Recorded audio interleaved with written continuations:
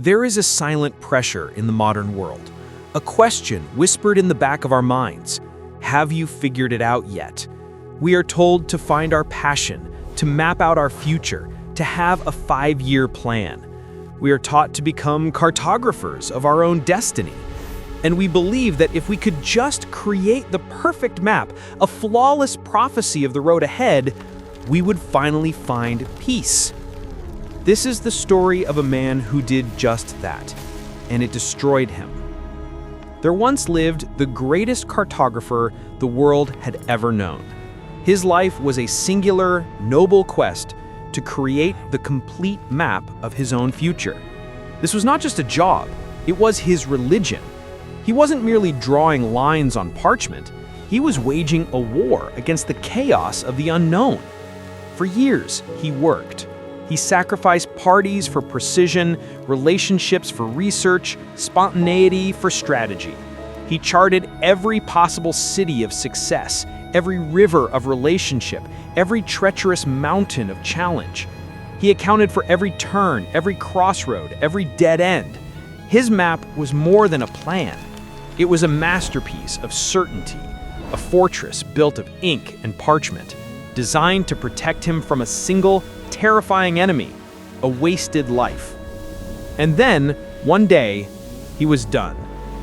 He rolled out the finished map on his great table. It was breathtaking, a perfect constellation of his entire life, from this moment until his last breath. Every achievement, every milestone, every goal, all laid out in perfect, logical order. He had done it. He had conquered the future. He stood back, waiting for the feeling of profound peace to wash over him, the ultimate satisfaction of a life solved. But it did not come. Instead, a silence descended upon the room, a silence so vast and so heavy it felt like a scream. He looked at his perfect map, his life's work, and what he felt was not peace, but a profound and terrifying emptiness. There were no more questions to ask, no more choices to make, no more mysteries to explore. The thrill of the journey was gone, replaced by the cold, hard fact of the destination. His future was no longer an adventure to be lived, but a territory to be crossed, a story already written, a song already sung.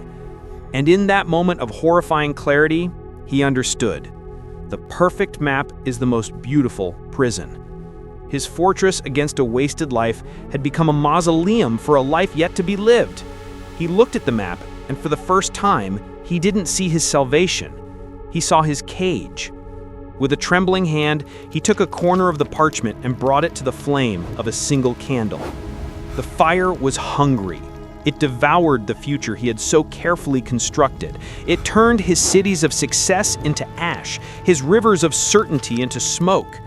He watched his life's work curl and blacken, and with every inch of the map that vanished, he felt a weight lifting from his soul. He wasn't losing his future. He was winning it back. When the last ember died, he was left with nothing. No plan, no path, no prophecy.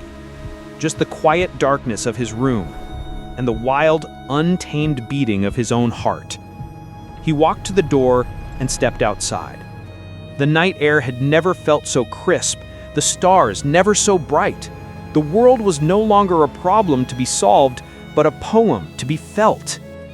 He reached into his pocket and pulled out not a map, but a single blank piece of parchment. He didn't know where he was going. He didn't know what tomorrow would bring. All he knew was the direction of his very next step. And for the first time in his life, that was enough. We are all that cartographer. We spend so much time trying to draw the perfect map that we forget to take the first step. But purpose is not a destination you find on a map. It is the courage to draw the map, one step at a time, knowing it will always be incomplete. Your life is not a territory to be conquered. It is a world to be discovered. And the only tool you truly need is a blank page for tomorrow.